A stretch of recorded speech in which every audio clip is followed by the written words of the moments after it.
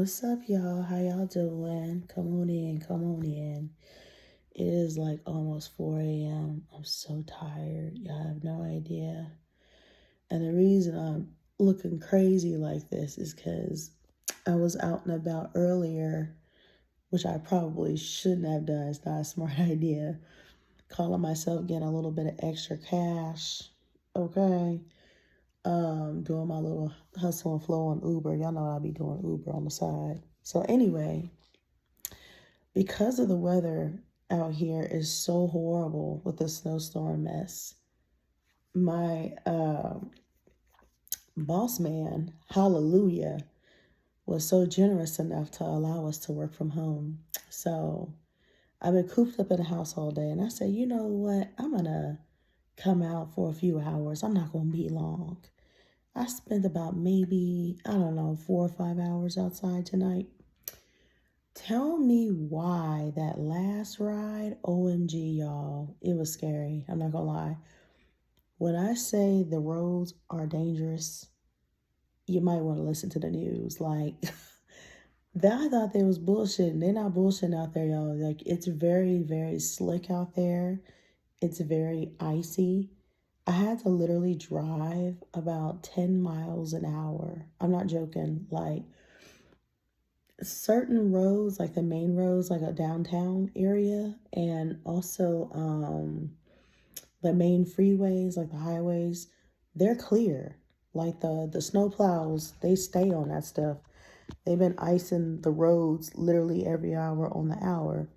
However, the issue I noticed around the neighborhood is that certain side streets, especially outside of downtown, it's bad. And it's all over. It's not just here in Richmond. It's like literally every other county is full of ice everywhere. And I feel sorry for the people that live up in the mountains because I don't know how they get into work if they have to leave their doors. Because one of my homegirls from work, she sent me a video earlier today when we was talking in the group chat, and her whole entire driveway, y'all, was covered in blocks of ice. I'm talking like massive blocks, probably the size of like cinder blocks. I'm not joking. And I was just like, holy cow, that's a lot of ice. And I was just like, be glad you ain't got to go nowhere. She was like, yeah, but I had to get my daughter's car out the garage and wipe off the driveway so she can easily get out the driveway. And I was like, oh my goodness. But yeah, it's crazy out here, y'all. Y'all got to be real careful because let me tell you about that last ride tonight. Okay, by the way, I cashed out about $150 because I knew money was going to be good tonight. One, nobody wants to be on the road, especially during the damn winter when there's like a quote unquote snowstorm. This is really not a real snowstorm over here. The snow is not the problem. I thank God I know how to drive in the snow. Okay. I've driven in snow before when I lived in El Paso, when I was stationed out there, and I also drove in snow when I went to Colorado during the pandemic. I did like a little trip in the call myself doing a cabin in the woods in the Airbnb experience, whatever. But anyway, the ice is the issue. And the reason I say the ice is the issue is because that ice sometimes can turn into what's called black ice. Black ice is extremely dangerous. And when I say I've seen people sliding and gliding, flying on these damn roads like it's nobody's business, even though the roads are icy, I said, oh no, I ain't coming back out. I get paid in a couple of days anyway. I'm not tripping because boo boo, I have food. I don't need to leave my door. I just thought I've made a few dollars, help out a few folks since the road conditions are so terrible. But I didn't think it was this bad either. So again, back to the last ride. I'm sorry, I keep going back and forth. There's so much on my mind. My brain cells are spent. Y'all have to realize I was driving around 9 o'clock last night. I didn't get off the road till a little after midnight. I'm a little tired. I'm exhausted. Okay. So anyway, This chick I picked up, she was in a bonnet and like a bathrobe, and I was just like, ew, what the fuck?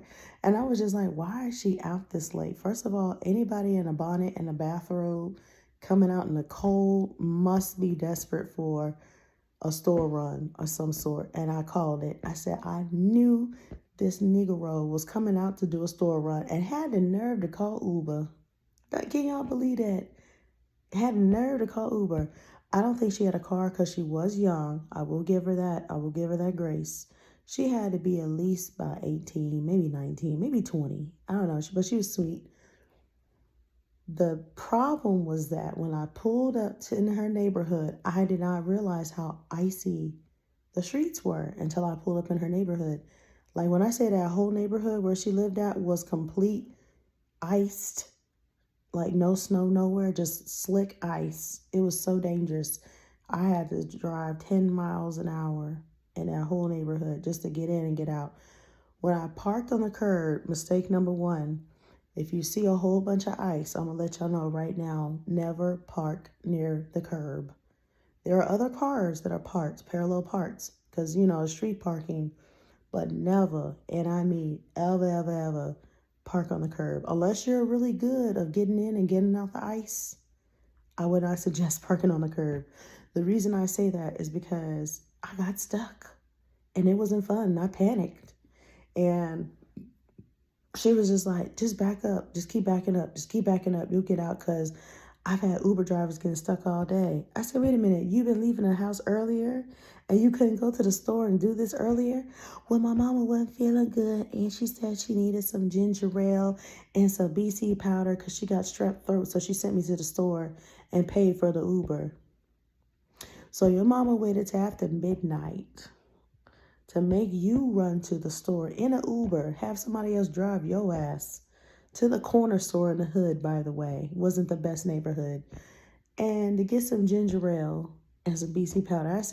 I said, fuck both of y'all, okay? Fuck you both. Because now I'm stuck like Chuck trying to get out this ice. When I say I literally was saved by the power of Google. When I say do your research, research is key. I'm telling y'all, I'm not joking. Google was my lifesaver. That was my lifeline. The reason I say Google was a lifesaver is because I was panicking. I really did not know how to get out of that damn ice because I was stuck. I kept sliding. It was so scary. It scared me. I've never done anything like that before. And let me tell y'all, when I read the instructions on how to get out of a stuck situation where you're gliding and sliding and you're stuck on the curb because of the ice, Google literally said you have to turn your wheel gently the same direction that your back wheels are turning in order to get out of that stuck position. So I did that and it worked for a little bit, but then I still kept sliding. Every time I moved forward, I slid a little to the side. I thank God I was near the curb because God forbid there was a car nearby. That shit would have got hit. I'm so serious. Like the trees were next to me. It was scary. And it said, whatever you do, do not slam on the brakes when you're in an icy position and you're stuck. Because what that does is it grinds your gears and messes up your gear shaft. And then it messes up your brakes too. And that's the last thing you want to do is slam on the brakes. It also said do not accelerate hard because if you jump the acceleration, it's going to mess with your throttle. And that throttle is a sensitive gear. You don't want to mess up that throttle because that's your car. At that point, you're tearing up your own car when you do that. So anywho, I backed up and backed up and backed up and backed up. And finally, by the grace of God, I got off that curb. It took me about a good 5 to 10 minutes to get out of that stuck position. It was not fun. And I told that girl, I said, when we come back, I'm not parking near the curb. Your ass is going to have to take the L and hobble your ass across this ice to get to your front door because I'm not getting stuck again. And we got up to the little corner store in the hood. Before we got to the corner store, her auntie, who was supposed to take her narrow ass to the damn corner store, said she was running late and she wasn't going to be able to make it. That's why she called the Uber, and that's how she ended up getting me. So anyway, long story short, we get to the corner store in the hood. I parked on the side of the corner store because I was not parking in all that damn ice that I saw. Because I said, we not going to get stuck again. We're not going to have to do a whole nother deja vu. And she was like, oh no, this is cool. I can walk across here. I was like, yeah, you do that. And when you come back, I'm shutting this app the fuck off because I've had enough. It's my cue. That is my sign from Bud, take my black ass home because I'm not about to play with the ice again when I play getting stuck in ice. So then, as we come back to the girl's house, drop her off, I told her to be careful, say goodbye, whatever. As soon as I drove, everything was fine until I got to that one street. That one street, as I was driving real slow, mind y'all, I was only driving 10 miles an hour. That's how slick and icy the roads were in that neighborhood. I started feeling my tires sliding in the back as soon as I started driving on the other road. I said, oh, hell no, we're not about to do this again. So you know what I did? I reversed. I backed all the way up in the street. Thank God. God was with me tonight, okay? When I said God was with me, God was really with me. I backed all the way up in the street and made a U-turn and turned down another street that had less ice on it. Thank God it had less ice. And I drove 10 more miles down the road. Well, not 10 more miles, but like 10 miles an hour. Slowly down the road. And finally saw a paved road with no ice. It took me like 2 or 3 not back roads, but like side streets in the neighborhood to get out of that bad area. It was horrible. Like even my neighborhood is not that bad. Like we have a lot of ice over here too. But the roads are pretty much clear. We just have piles of snow everywhere. But over there, where she lived at, that was like the east side. That's like the hood. They don't give a damn about the hood out here. I'm going to tell y'all right now. I learned 2 things tonight. One, if you come out your door, brace yourself for the ice. 2, if you really need something, and if it's an emergency, you need water, food, whatever, and you need to make a grocery store run, you better go throughout the damn day. I wouldn't even bother coming out at nighttime because I've noticed when the daytime is going on and people are actually outside and on the road, there's more activity with the snowplowers. When nighttime comes around, I barely see them jokers. I seen like maybe 2 snowplow trucks tonight, but that was it. And you know where they were plowing the snow? They were plowing the main roads and the freaking highways. That's it. If you weren't on a highway, if you weren't on the main roads going through downtown, you weren't going to see them. Like all the neighborhoods are bad and so slick and so dangerous. And people still kept flying like idiots on the ice. I said, oh, they asking to get hurt. They asking to get hurt. But yeah, be careful, y'all, because the roads are very slick. They're very icy, very dangerous. And God forbid you get stuck. Always remember to gently turn your wheel the same direction that your back wheels are sliding. Because if you don't, and you turn on the incorrect way, or you overcorrect the wheel, according to Google, you will cause an accident. You can literally hurt yourself, honestly. But yeah, that shit scared the daylights out of me. I said, no more. I'm not coming out. I'm not coming out unless I really have to. And like I said, if I do, I'm only coming out throughout the day. Because I notice when you come out throughout the daytime, it's a little bit safer because the sun is out. And when the sun is out, that snow starts to melt. But when the sun goes down, the snow comes right the hell back. That's the bad part. Like, it stopped snowing as of Monday. it snowed around, I think the snowstorm started around last Saturday, and it stopped around Monday. The problem is the ice hasn't went away. Because of the freezing temperatures, the ice is getting worse and worse. So that's why the snow plows are still out here 24/7. Now I'm going to tell you another thing. I also found out tonight that the damn snow is coming right back. We're supposed to be expecting snowfall this weekend on Saturday again, all the way up until like Monday or Tuesday. So guess what? I ain't moving a damn inch. What I will do when I get paid on Friday, I will be going back and making another store run because I am running low on toiletries. I do need to get like toilet paper and little stuff like that.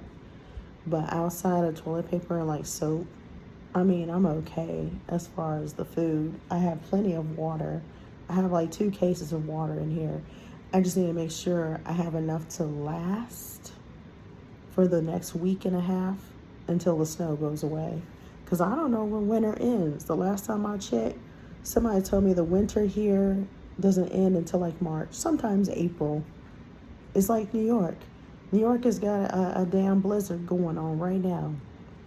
And I'm so glad I don't live there. Because, baby, when I seen the clips online of the blizzards and the people walking in some 100-mile-per-hour windstorm with snow flying in their faces, I said, oh, hell no. And you know what's surprising me? The most surprising part to me was when I saw clips down south of the snowstorm. Mississippi got hit really hard with a lot of snow. Alabama in certain areas got hit with a lot of snow.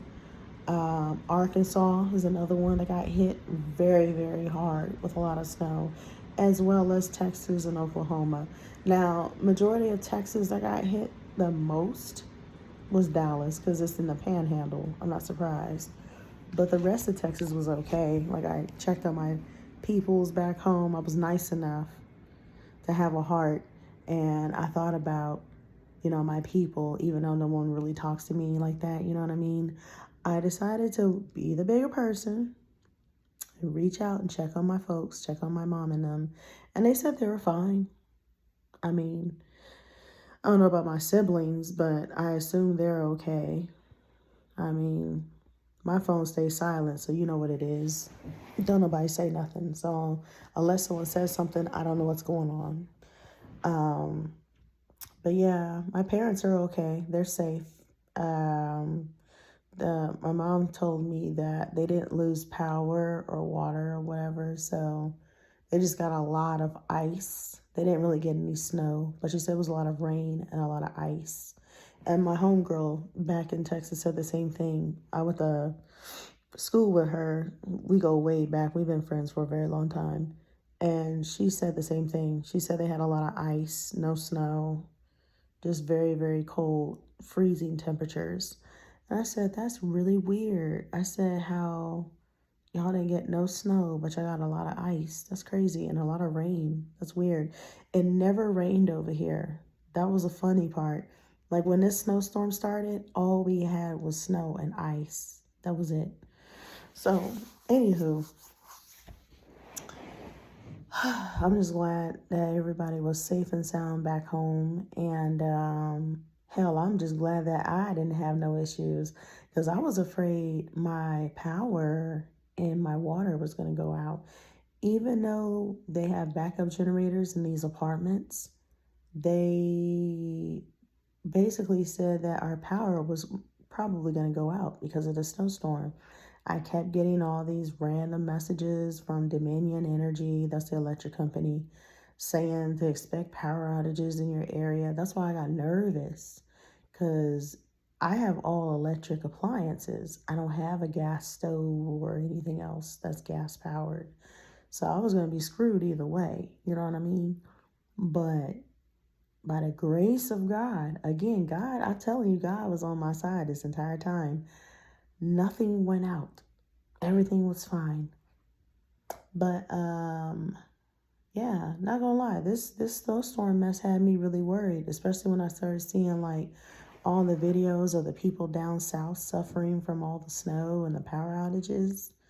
And oh, did y'all see? I forgot to mention. It was so funny. I saw a clip on TikTok because I stay scrolling on TikTok. Senator Ted Cruz from Texas was caught on camera fleeing Texas again. Can y'all believe it? This is the second snowstorm this man has fled. That's so damn sorry. And people down there keep voting for his silly ass. I don't know why. But he's a Republican senator, aka MAGA. And this fool flew all the way to California before the damn snowstorm even started. Yeah, this time he went to Cali. The first time he fled the first snowstorm that was really bad in Texas, and this was like back in 2021, like after COVID. He went to Cancun, Mexico, and they kept calling him Cancun Cruz. That was his nickname. Because I'm just like, how are you going to pick up your whole family and fly away from your home state that you're supposed to be representing as a senator, and you still escape and flee and leave your people behind? Like, what kind of person are you? That's just wrong. That man is evil. I'm telling y'all, like, these damn politicians don't care about your ass. They really don't. And they still keep voting red down there in Texas. Why? I don't know. It's the good old boys, I guess. The Proud Boys, wherever you want to call them. But yeah, they keep voting red. And that's why that state is messed up. And that's why the hell I left.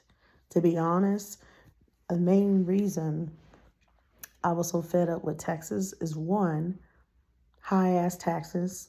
Two, not enough money.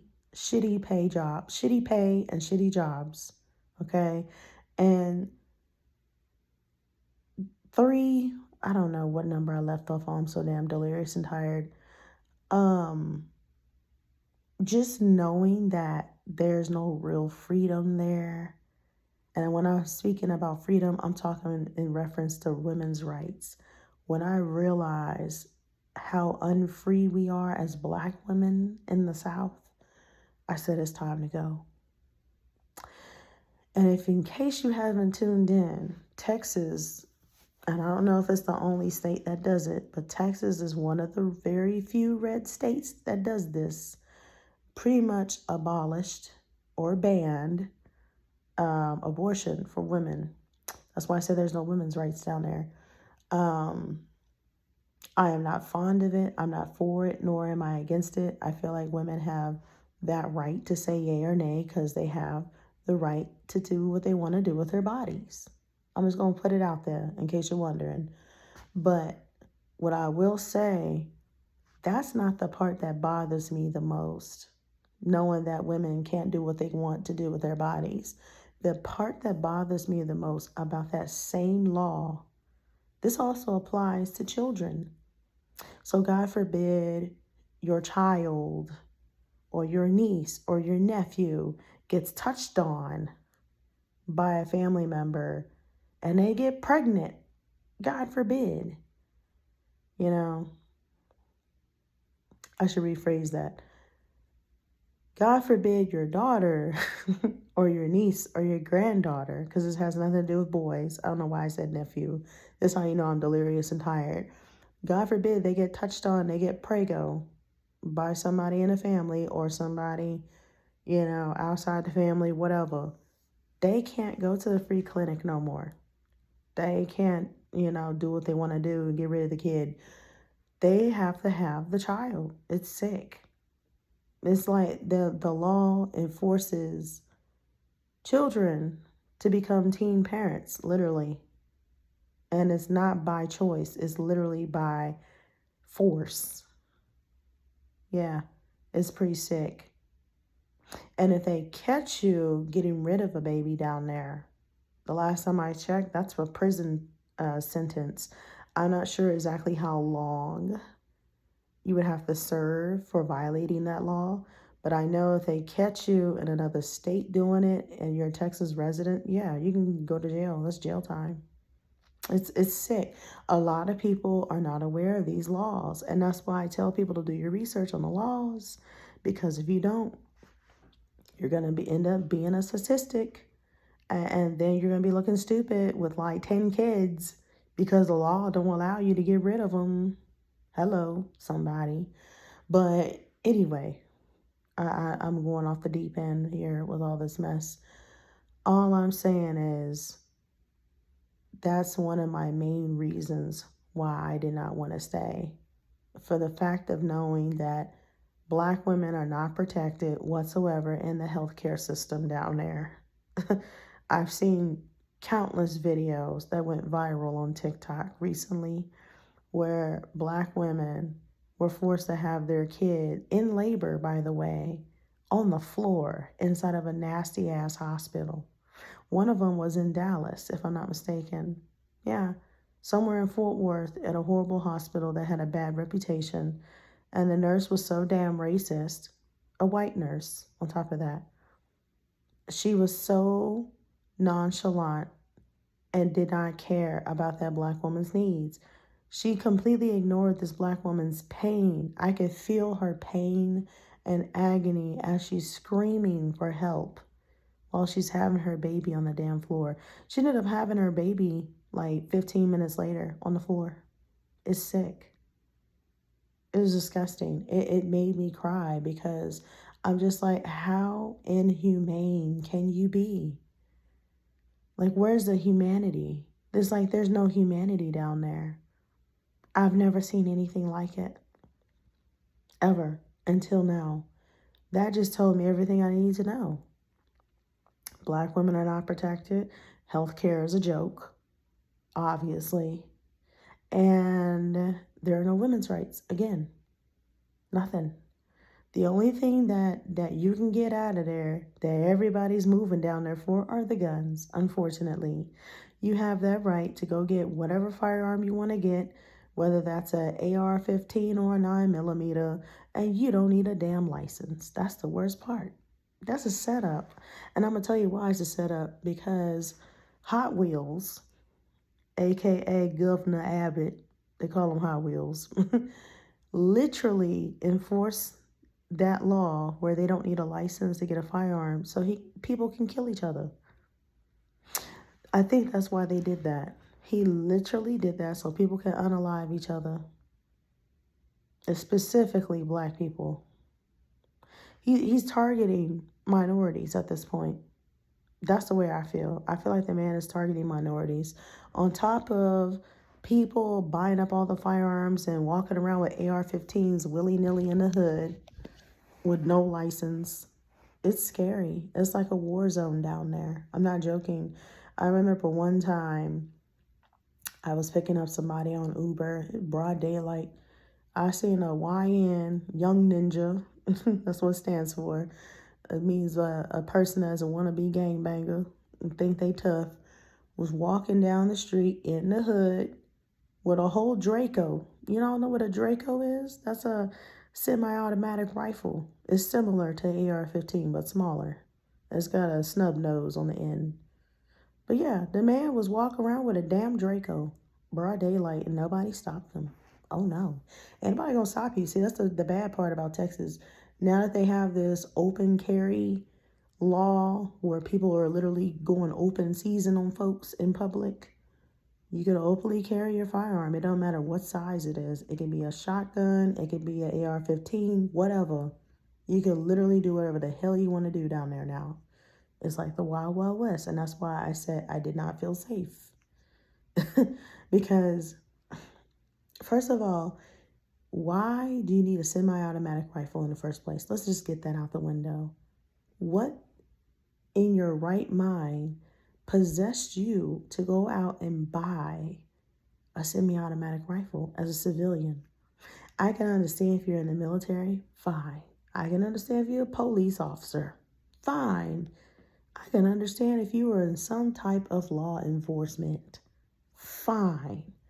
But I feel like if you're not affiliated with the law enforcement, you're not affiliated with the military, You should not be carrying a damn semi-automatic rifle. I don't care. I don't care. It's stupid. What are you trying to protect? What are you so afraid of that you need a whole rifle? Especially if you live alone. I feel like the standard issue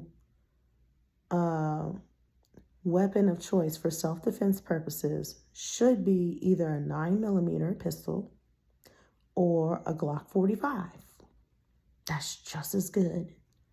That's all you really need. If you want some door knockers and you want people not to come up inside your house, like burglars or crackheads trying to break in, get a shotgun, get a shotty. That's old school right there. I know so many people from way back when that got sawed-off shotguns, which is highly illegal, by the way, and 12-gauge shotguns sitting at the door. My grandpa was one of them. My grandpa had, he had a shotgun. He had a couple of 22 rifles. He had a lot of deer rifles and stuff. And it was sitting right by the back door. Like it wasn't shit. I'll never forget it as a kid. I asked my grandpa, I said, Grandpa, why you have all these rifles? And he was like, for protection. That man had like 10 rifles sitting at the back door of the patio. It was so funny. But anyway, yeah, I don't understand the logic behind a whole semi-automatic rifle. As a free citizen of the free world, there's no point of it. It's like I said, unless you're law enforcement related or military affiliated, there's no reason for a damn semi-automatic rifle. But anyway, get off my soapbox on that, because I can go on and on and on for days. What else was there? Let's see, slick roads, a snowstorm, which is not a real snowstorm over here. Oh, the panic buying. That's another thing I wanted to touch a topic on. I feel that the news over exaggerated this quote unquote snowstorm over here to the point where it put so much fear in so many people across the nation. Everyone just started panic buying like it was COVID again. I'm going to tell you what pissed me off. I went to Publix before the snowstorm on a Wednesday. All right. This is last week. And tell me why. This is like 5:30, 6 o'clock in the evening, right after I get off of work. I go in there to get my groceries. I was only going in there to get some items to make a crock pot of chili because I was eating off of chili for that week. Tell me why there was no ground beef, no chicken, no bread, no water, and no tissue, no toilet paper. Oh, and no milk. Like, when I say Armageddon has literally came and tooketh everything out the damn store, I was mad. I ended up going to 2 other different stores to get the rest of my products that I was missing to make my crock pot of chili. Yeah, the second place I ended up going to was like this local farmers market kind of store, kind of similar to Aldi's. I forgot the name of that little store, but it's not too far from the Publix I went to.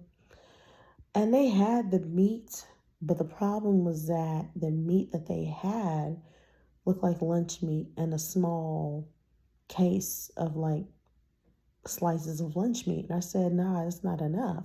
I need a big slab from the deli to make my crock pot of chili. This is not enough. And the meat over there was hella expensive. It was 10 times higher than the regular stuff in the regular stores. They was out there selling little lunchable size packs of ground beef for like $17.99. Who in their right mind out here paying $17.99 for packs of ground beef? Why?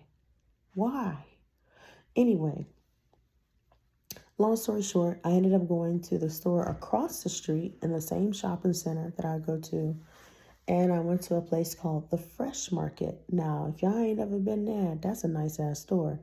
It's similar to Whole Foods, and it's also similar to Natural Grocers. It's a very healthy, very organic store where you can find like all types of random spices and, healthy foods and stuff. But hella pricey. I will warn you, it is kind of pricey. By the grace of God, they were fully stocked. I couldn't believe my eyes. They had milk, they had bread, they had water, and they even had meat. They had fish, they had beef, they had pork, anything you can think of that you were looking for, they had it in a deli. Got my big old slab of meat for $6.99 a pound. Ended up paying, I think, a total of like $10 for a pound and a half of meat. And then I got the hell out of there once I got all my ingredients for my chili. And then I made my crock pot of chili that same day. I came home for my groceries. I put it on the slow cooker for about 6 hours. After I put the ground beef in the skillet to brown the meat and saute it, and then I put it in the slow cooker, and I let it marinate with some diced tomatoes, some red kidney beans, some chili mix seasoning. I use garlic. I use minced onion. What else did I put in there? Salt, pepper, mustard powder, or ground mustard is what they call it. And then I also added, I think, Tony Chachere's, the Louisiana Cajun spice. But yeah, I added a lot of different seasonings. And it came out so well, so delicious, I might add. But yeah, it was good. I tore up that chili. It took me about a good week and a half to eat up that chili. It lasted me the whole entire week, believe it or not. I was eating that stuff day and night. I would eat a bowl for lunch, a bowl for dinner, a bowl for lunch, a bowl for dinner. I was tearing that crock pot up. And the last bowl I finished was probably on Sunday, if I'm not mistaken. Either Sunday or Monday. I can't remember. But anyway, I ended up going back to the store, I believe on Friday, before the actual snowstorm hit, to grab some pasta, some marinara sauce, and a couple of breakfast items. I noticed I was low on breakfast items. And I got the hell out of there. Because I said after I finished this crock pot of chili, I made me a big old pot of pasta. I had some spaghetti for a couple of days, and then I mixed it up. And I had some of the most delicious, and I mean delicious, homemade fettuccine Alfredo pasta. Oh yes. And I'm going to tell you what I use. The secret to like the sauce for the Alfredo, don't use that canned bullshit. I'm talking, that Prego shit.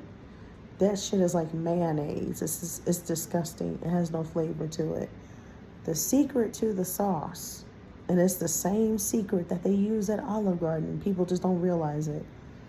You get you some half and half milk or creamer, whatever you call it. And if you don't have half and half, which I did not have, you can use an alternative. You can either use like regular milk if you drink dairy, or if you're lactose intolerant like me, you can get dairy-free milk, like almond milk or soy milk or coconut milk. It doesn't matter.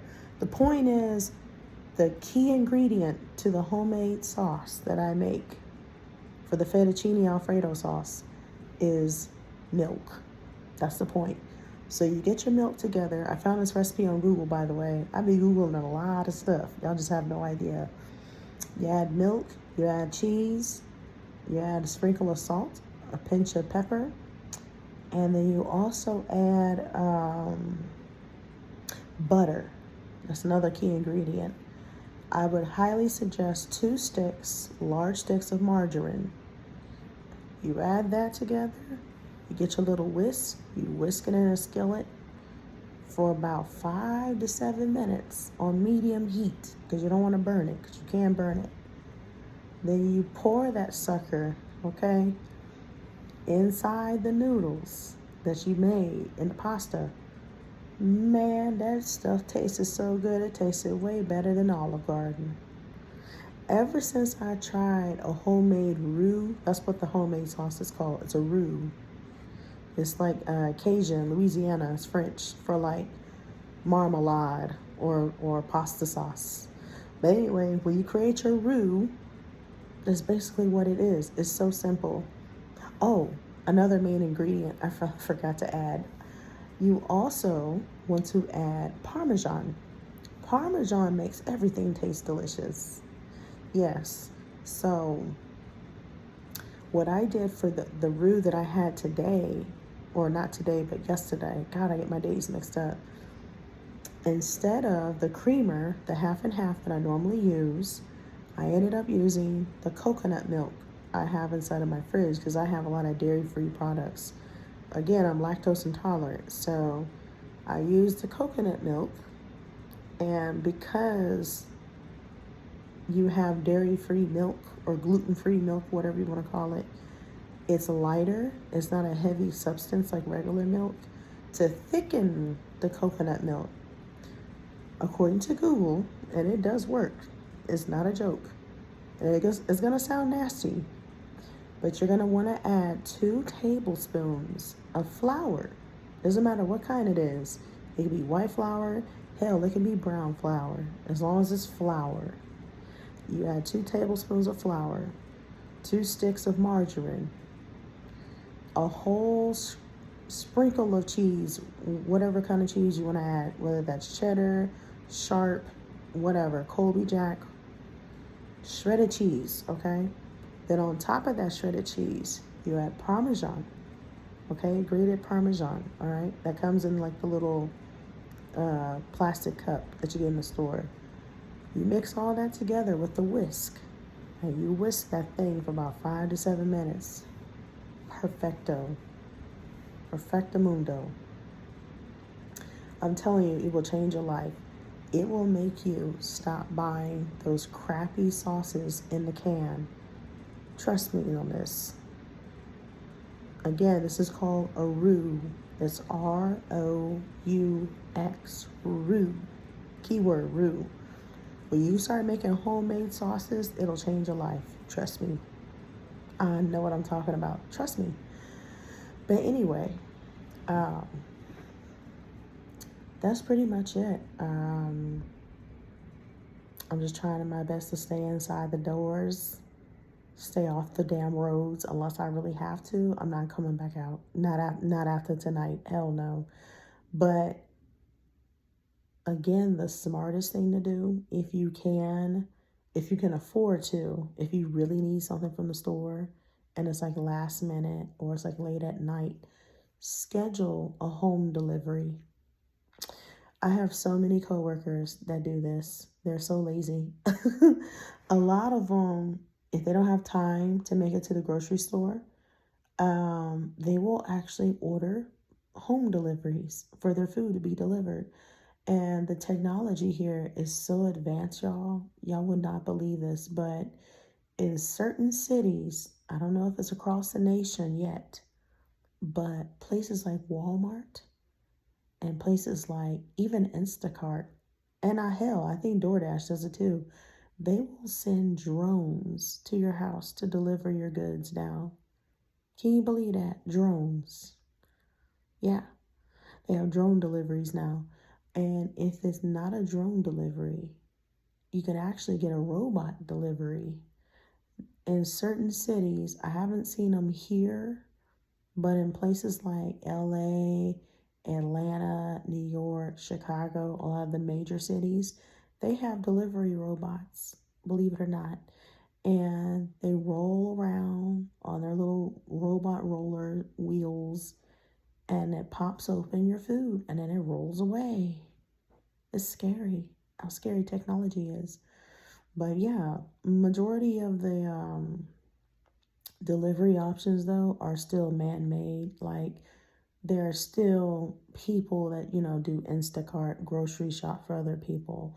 If it's not Instacart, it's, the actual store that has their own delivery methods. They also have third-party contractors now that actually help out with places like Walmart. Walmart uses a third-party company called Spark.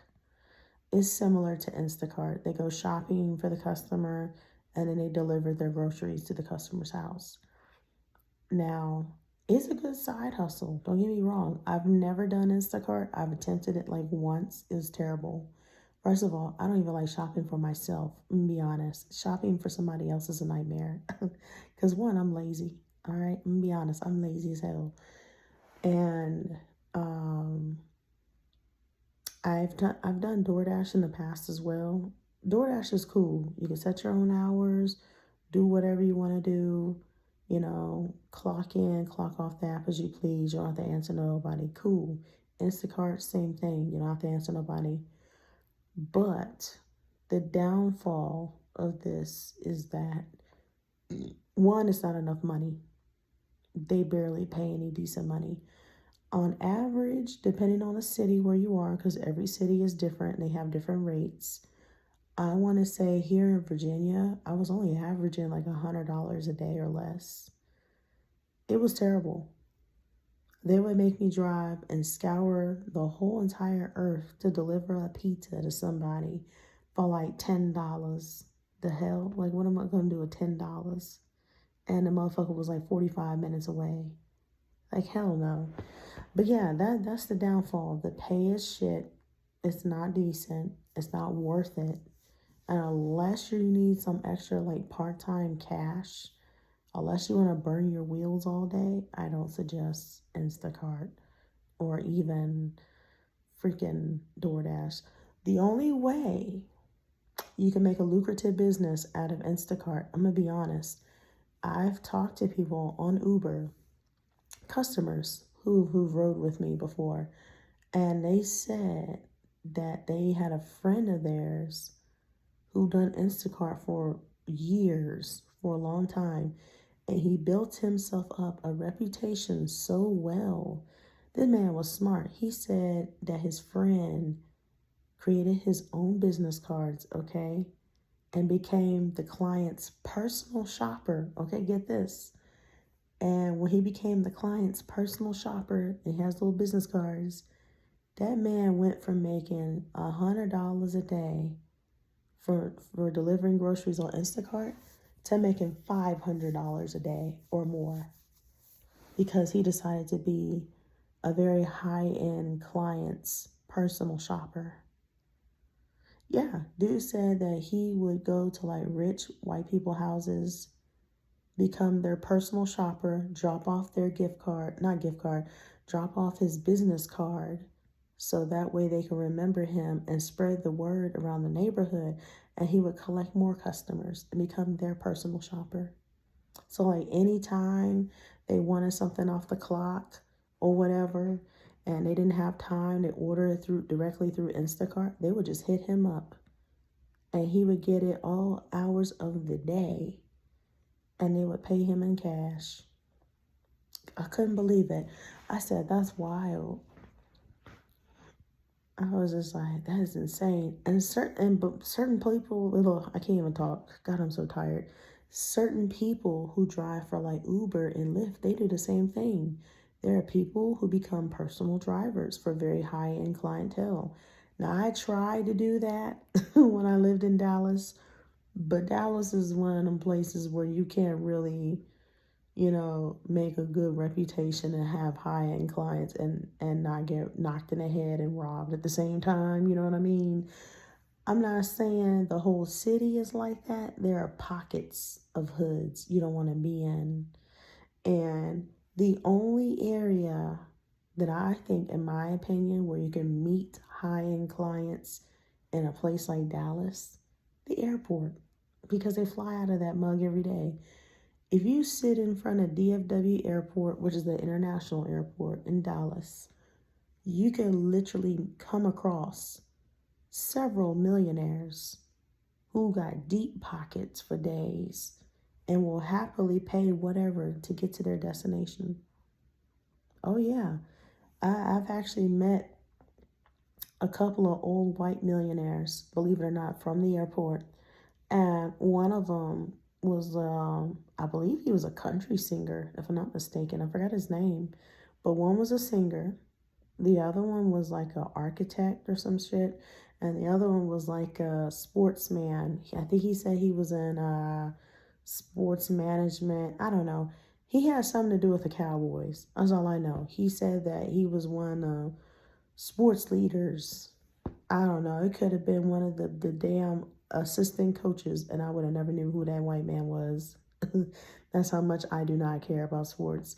But yeah, I've met several millionaires at the airport, believe it or not, down in Dallas when I lived in Dallas, and they all said the same thing. They said, "Would you mind being my personal like driver every time I come through here?" I'm like, "Sure, I don't mind at all." Yeah, I didn't have any business cards, but I would write my number down on a piece of paper. I would give it to them, and whenever they flew in, they would call me, and I go pick them up day or night, and they would give me cash. They would give me like anywhere between $100 to $200 cash, depending on how far they were going. But yeah, I tell them, give me about 40, $50 every time you come through. You got a deal. If you go past the city of Dallas and you go outside to like Oklahoma area, that'll be $100. Give me $100, we good. And they would do it. You'd be surprised how many people I've taken to the casino next door in Oklahoma from Dallas. And that's not a good, quick drive. That's like a 2-3 hour drive. I've taken a lot of people across state lines to the casino, and they would pay me cash. Oh yeah. A lot of them would tip me. They tipped me like $50, $100. I remember one time I had this dude tip me like $300 just to go get his car from the casino. I was like, "Are you sure this is $300?" He's like, "Look, man." He's like, I ain't got time. I gotta get my ride. I got somewhere to be, and I gotta be at the airport later on tomorrow night. I got shit to do. It's just, as long as you get me where I need to get to, you get all my money." He did not care. This is a prime example of people with fuck you money who are extremely rich. They don't care. And I'll give you another example.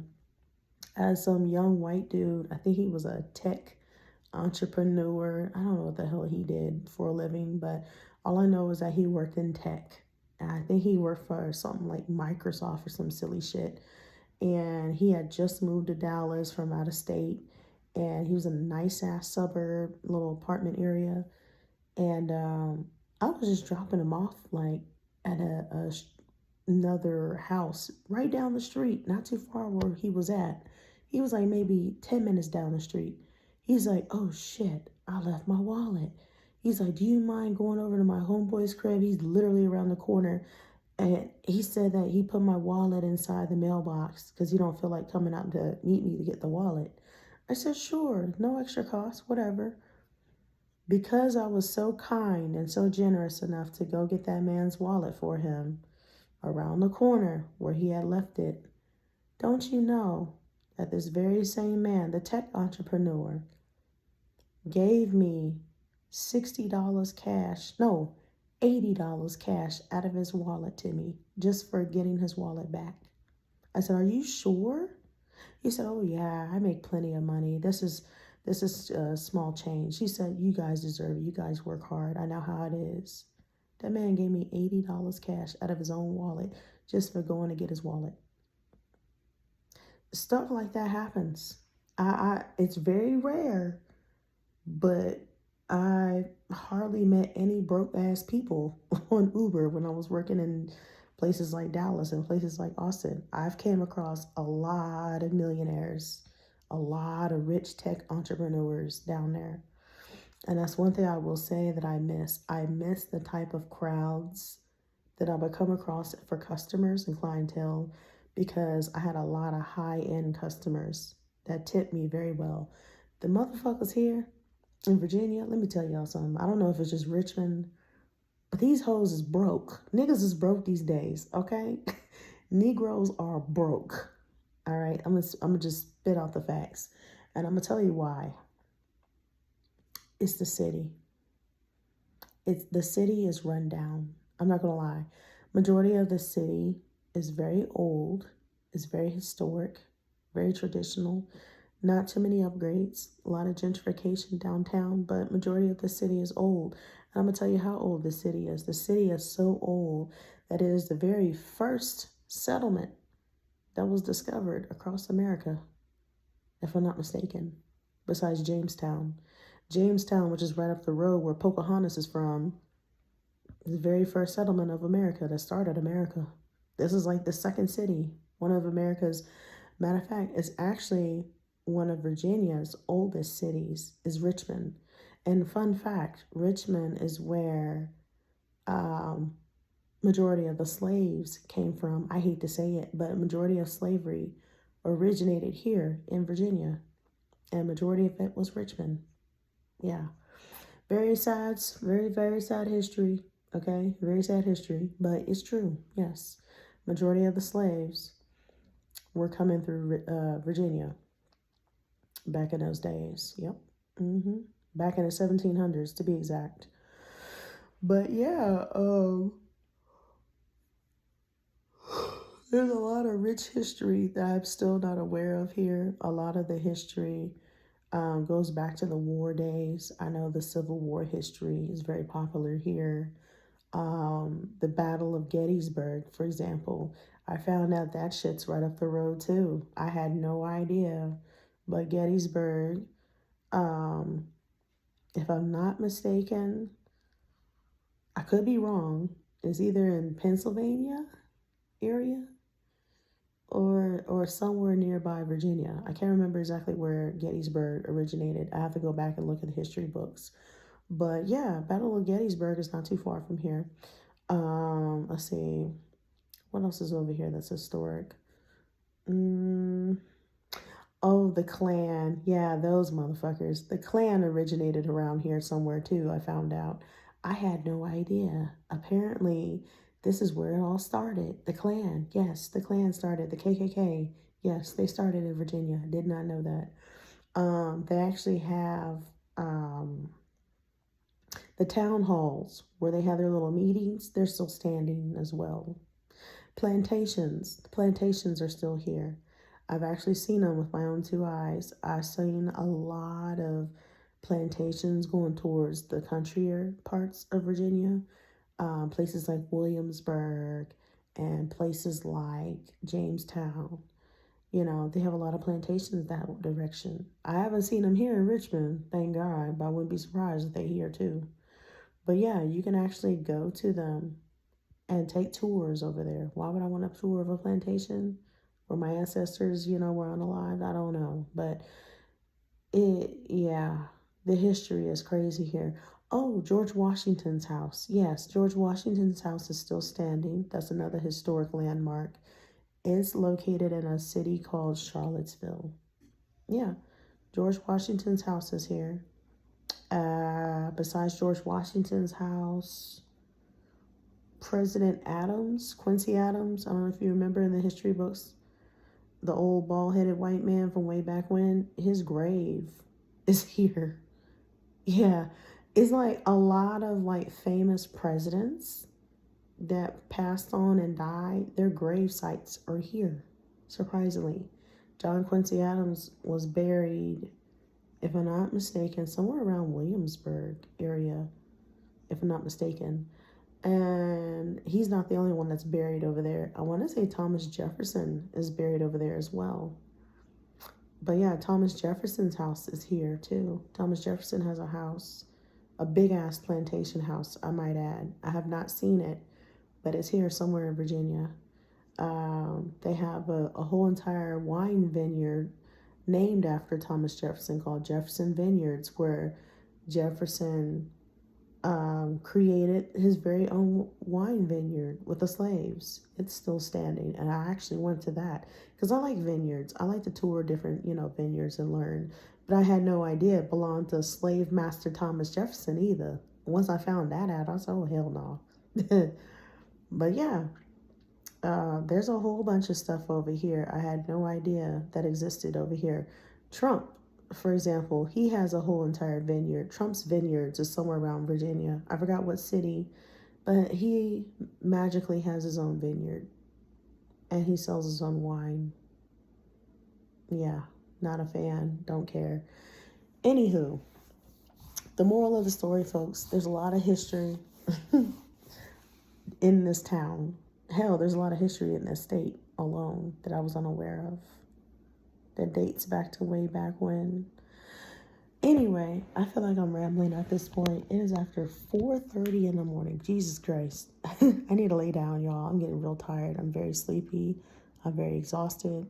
I've had a long night. And I'm about to lay the hell down. And then pop back up, log in, and telework tomorrow. But anyway, I hope you guys have a good morning, because now it's morning time. I would say good night, good evening, wherever you are in the world, but it's morning over here. I know some of y'all are probably on y'all's way to work, but be careful. I cannot stress this enough to you guys. Wherever you are, if you're driving to work, please be careful on those roads. They're very icy, very dangerous, very slick. The roads are dangerous, okay? You just gotta be careful. You just gotta be very mindful that you might be sliding and gliding. And if you feel yourself starting to slide, just barely tap the brake. Do not slam on the brake, so you're gonna make it worse. And move your wheel, your steering wheel, gently to the same direction that your back tires are sliding. Because if you don't, you're going to swing yourself into a tree or into another vehicle, God forbid. But yeah, learned a valuable lesson last night. Whew. Anywho, I'm going to go lay down now. Y'all have a good one. Again, please be safe. And if you don't have to get out on the road, don't get on the road. All right? Y'all take care now. Bye.